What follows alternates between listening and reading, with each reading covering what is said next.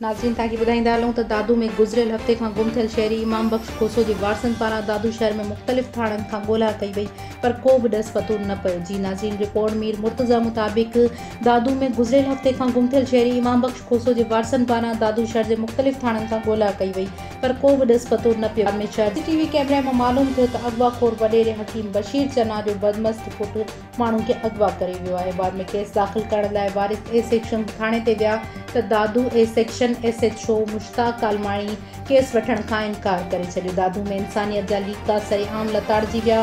Police अघोर निंड हिकु बाअसर वॾेरे हकीम बशीर चन्ना जे बदमस्त पुटु अॻूणो काउंसलर शाहजहां चन्ना, TAO प्राइमरी दादू इरफान साहड़ जो बदमस्त पुटु ऐं केतिरा ई नामालूम गुंडा सरेआम समें माण्हुनि जे साम्हूं शहर जे मेन चौक गर्ल्स कॉलेज वठारबंद साण करे हिकु इज़तदार ग़रीब शहरी खे पंहिंजे ज़ुल्म जो निशानो बणाए मारींदा कुटींदा गीलींदा पंहिंजी कार जी डिगी में विझी अगवा करे सरेआम पंहिंजी दहशतगर्दी जो कारनामो ॾेखारींदा रहिया।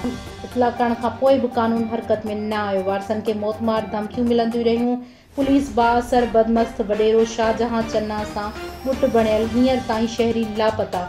वारसनि पारां DIG Hyderabad, IG Sindh, SSP दादू ऐं ॻुझनि इदारनि खां मुतालबो कंदे चयो आहे त इमाम बख्श खोसो खे बाज़ियाब कराए अगवाखोर ज़ालिम वॾेरे शाहजहां चन्ना ऐं TAO प्राइमरी दादू इरफान साहड़ जे बदमस्त पुटु शहबाज साहड़ ऐं ॿियनि नामालूम साथियुनि ख़िलाफ़ केस दाख़िल करे क़ानूनी कार्रवाई करे ग़रीब शहरी जे वारसनि सां इंसाफ़ कयो वञे।